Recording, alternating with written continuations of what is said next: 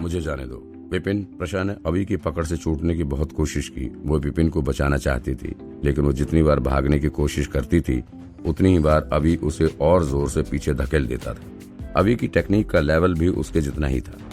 वे भले ही अपने खानदान की वजह से बिगड़ा हुआ था, लेकिन उसकी ताकत झूठी नहीं थी। वो वाकई में शक्तिशाली था। वो शायद अभी को हरा सकती थी, लेकिन इतने कम टाइम में उसकी पकड़ से छूटना उसके लिए भी मुश्किल था, खासकर तब जब वो कोई वार नहीं कर रहा था, बल्कि सिर्फ उसे रोकने वाली हरकतें ही कर रहा था।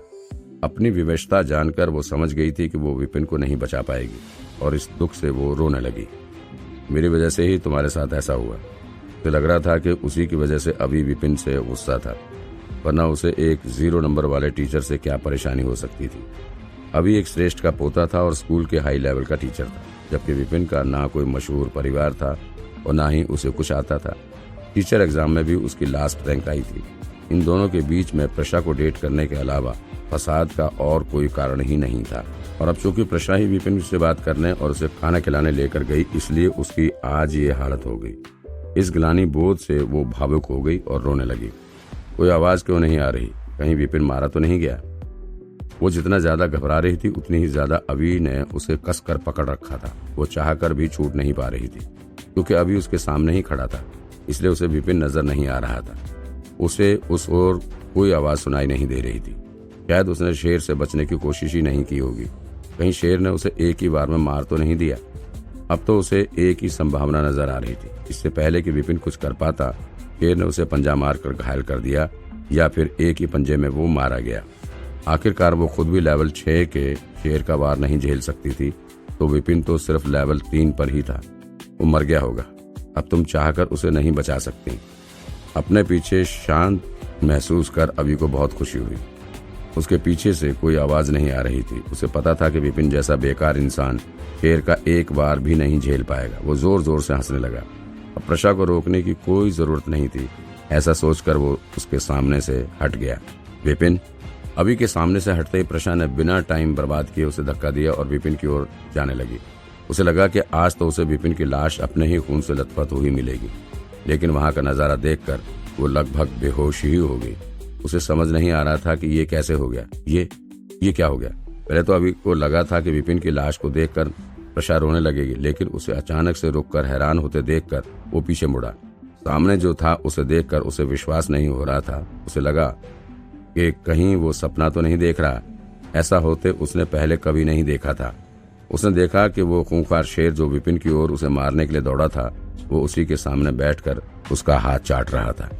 एक घरेलू कुत्ते के जैसे वो विपिन की ओर देख रहा था और उसके हाथ को चाटने लगा था। विपिन अपने दूसरे हाथ से उसके कान और सिर को सहला रहा था और शेर इतना खुश दिख रहा था जैसे उसे जन्नत मिल गई हो। अभी चिल्लाया, क्या? ये क्या हो रहा है? जंगली शेर उसके दादा का पालतू जानवर था और वो बहुत ही गर्वीला था। वो तो अभी को भी हाथ लगाने नहीं देता था। उसके हाथ लगते ही वो अभी पर दहाड़ने लगता था। उसका सिर सहलाना तो दूर की बात थी। अपने दादा से शेर उधार लेने के बाद उसने शेर को मनाने के लिए क्या क्या नहीं किया। उसने उसे तरह तरह के डिशेस खिलाए और भी चीजें देने का वादा किया, लेकिन बदले में शेर ने उसे हाथ तक नहीं लगाने दिया और उसकी एक बात भी नहीं मानी। ऐसा गर्वीला जानवर विपिन के सामने पालतू कुत्ते के जैसा बर्ताव क्यों कर रहा था? तुम्हें उसे मारना था और तुम उसके सामने लेटकर उसका हाथ चाट रहे हो। अभी का सिर चकरा रहा था। आज तो वो पागल ही हो जाएगा। तो दोबारा चिल्लाया, खूंखार शेर, तुम ये क्या कर रहे हो? जल्दी उसे मारो। शेर हिला भी नहीं। वो विपिन के पैर के पास ही लेटा रहा और विपिन उसके सिर पर हाथ घुमाता रहा। अभी ने उसे फिर से ऑर्डर दिया, तुम मारो उसे जल्दी। अगर तुम मेरा कहा मानोगे तो तुम जो बोलोगे मैं तुम्हें वही खरीदूंगा। विपिन, जो कि अब तक शेर का सिर सहला रहा था, उठा और फिर हाथ हिलाकर शेर से कहा, कितना शोर है, इसे चुप कराओ। उसकी बात सुनकर शेर उठा और उसने अभी को नफरत से देखा। शेर को घूरते देख अभी डर से कांप गया और कुछ कदम पीछे हट गया। तुम क्या करने वाले हो? लेकिन इससे पहले कि अभी और दूर भाग पाता, शेर दौड़कर उसके सामने पहुंच गया और उसके मुंह पर हल्के से एक पंजा मार दिया। धाड़! इससे पहले कि अभी कुछ कर पाता, पंजा उसके मुंह पर लगा और वो पतंग की तरह उड़कर दूर जाकर गिर पड़ा। उसका सिर एक बड़े पेड़ से टकरा गया और उसके कुछ दांत टूट गए। उसके मुंह से खून निकलने लगा। अभी रोते हुए चिल्लाया, ये क्या कर रहे हो तुम? ये क्या कर रहे हो? तुम मेरे दादाजी के पालतू शेर हो। उसके दादाजी ने तो उसकी रक्षा के लिए खूंखार शेर को उसके साथ भेजा था, देखा जाए तो शेर को किसी बाहर वाले से उसकी सुरक्षा करनी चाहिए थी। वो तो उसे ही मार रहा था। उसे तो उल्टे अभी की बात माननी चाहिए थी, लेकिन वो तो विपिन की बात मानकर अभी पर ही हमला कर रहा था। धाड़! इससे पहले कि वो इस गुत्थी को सुलझाता, एक और इंसान उड़ता हुआ उसके पास ही गिर पड़ा। वो रितेश था। जब रितेश ने देखा कि उसकी तरकीब उल्टी पड़ रही थी तो उसने वहां से भागने की कोशिश की, लेकिन वो एक शेर से दूर कैसे भाग पाता। इससे पहले कि वो ज्यादा दूर जा पाता, शेर ने उसे भी एक पंजा मार दिया। उन दोनों को पंजा मारने के बाद शेर विपिन की तरफ देखने लगा, जैसे उसने कितना बड़ा काम किया हो और इस काम के लिए वो विपिन से तारीफ की आशा रख रहा हो।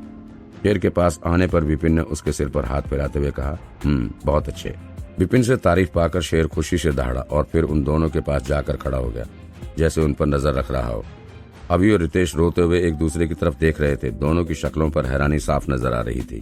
प्रशा भी एक और खड़ी ये सब देख रही थी। एकाएक वो सदमे से बाहर आई और विपिन से पूछा, विपिन तुमने ये कैसे किया? विपिन ने सिर खुजाते हुए कहा, मैंने ये कैसे किया? इस शेर से बात करना बहुत ही आसान था। शायद मैं ज्यादा अच्छा दिखता हूँ, इसलिए शेर ने मुझसे बात की। अच्छे दिखते हो? प्रशा को यकीन नहीं हो रहा था विपिन के मुंह से निकलते शब्दों पर। वो उसे घूरने लगी। कहीं इसका दिमाग तो खराब नहीं हो गया था? शेर एक जानवर था, उसके लिए दूसरे शेर ही सुंदर हो सकते थे, इंसान नहीं। और तुम्हारे सुंदर होने या ना होने से उसे क्या फर्क पड़ता था? और वैसे भी अगर अच्छा दिखने की बात ही थी तो अभी तुमसे ज्यादा सुंदर था। विपिन ने आगे कुछ नहीं कहा और हाथ हिलाते हुए वहां से जाने लगा। अच्छा तो मैं चलता हूँ। जैसे स्वर्ग की लाइब्रेरी इंसानों की कमियां देख लेती थी, वैसे ही वो शेर की कमियां भी बता सकती थी। ये शेर दिखने में बड़ा ही खूंखार लगता था, लेकिन उसने कई मुश्किलों का सामना किया था। कुछ जगहों से तो उसे गहरे घाव लगे थे। अगर उसे वे घाव न लगे होते तो शायद अभी के दादा भी उसे अपना पालतू न बना पाते। लाइब्रेरी ने उसके घाव पहचान लिए थे। उन्हीं का इस्तेमाल करके विपिन ने उनके कुछ छोटे घाव ठीक कर दिए, जो कि आसानी से ठीक हो सकते थे। इसीलिए ही शेर उसकी बात बिना हिचके मानने लगा। अभी के खाने पीने और गोली का वादा उन गहरे घाव के इलाज के सामने कुछ भी नहीं था। बिना लाइब्रेरी के विपिन ये सब कर पाता, लेकिन अगर उसे प्रशा को ये बताया तो उसका राज सामने आ जाएगा, इसलिए प्रशा को वो सच नहीं बता सकता था।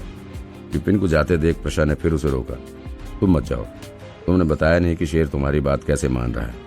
वो जितना उसे जानने की कोशिश करती, उसे विपिन उतना ही ज्यादा शक्तिशाली मालूम होता था। विपिन नाम के आदमी की गुत्थी और उलझती ही जा रही थी। सिर्फ पन्ने पलटकर किताबें याद कर लेता था। जानबूझकर टीचर एग्जाम में 0 नंबर लेकर आता था। जवाब पता होने पर भी जवाब नहीं देता था। शेफ की खूबियां भी उसमें थी। बारीकी से खाने की कमियां बता देता था। लेवल 6 के खूंखार जानवरों से न केवल बात कर लेता था, बल्कि उन्हें चंद पलों में ही पालतू बना लेता था और उनसे कोई भी काम करवा लेता था। जो दूसरे लोगों के लिए नामुमकिन होता था, वही काम ये आदमी हंसते खेलते कर लेता था और लोग देखते ही रह जाते थे। वो ये सब कैसे कर लेता था? प्रशा विपिन को लेकर और जिज्ञासु होती जा रही थी। दीदी? प्रशा के मन में चल रही उथल पुथल से विपिन बेखबर था। प्रशा को अपने पीछे आते देखकर वो रुका और ड्रामा करते हुए बोला, मैं अभी जीना चाहता हूँ। मुझे डर है कि अगर मैं और तुम्हारे पास रहा तो आज ही मैं मर जाऊंगा। मुझे छोड़ दो, मुझे जाने दो। प्रशा का मुंह शर्म से लाल हो गया। दीदी? तुम दीदी होगे? तुम्हारा पूरा परिवार दीदी होगा। वो सुंदर थी। माना कि वो विपिन से उम्र में थोड़ी बड़ी होगी, लेकिन अभी भी वो 17 या 18 साल की लड़की जैसी ही दिखती थी और वो उसे दीदी कह रहा था। विपिन ने हंसते हुए कहा, ठीक है, मैं ही दीदी हूँ, अब तो मुझे जाने दो। विपिन को खुद को दीदी कहते देख प्रशा हंसने लगी और हंसते हुए बोली, ठीक है, तुम जाओ, मैं तुमसे कल मिलती हूँ। विपिन को समझ नहीं आया कि वो क्या जवाब दे।